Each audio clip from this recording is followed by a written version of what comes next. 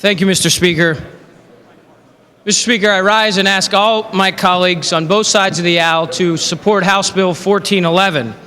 When the House passed SchoolWATCH, which, in my opinion, led by example on this transparency issue, the taxpayers demanded transparency in the way we spend their hard-earned tax dollars, and they are demanding the same level of transparency in the way that our public education system in Pennsylvania is spending $28 billion a year. I would like to thank the majority chairman and the minority chairman for their efforts to get this bill out of committee. When the bill was reported out of committee, the gentleman from the other side of the aisle had some difficulties accepting some language on page 10. Mr. Speaker, that language was adopted unanimously out of the Education Committee. Mr. Speaker,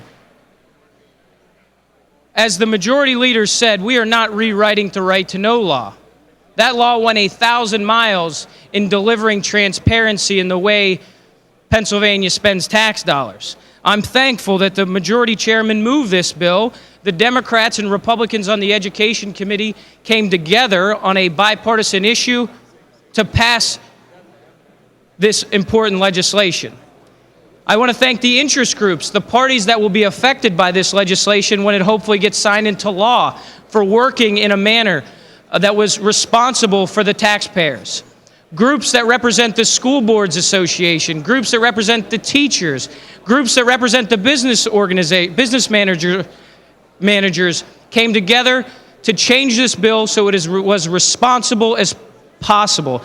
And I think that is what we all should be working towards, finding consensus, solving problems in a common sense manner, and giving transparency to the very people that pay for these types of investments, the taxpayers.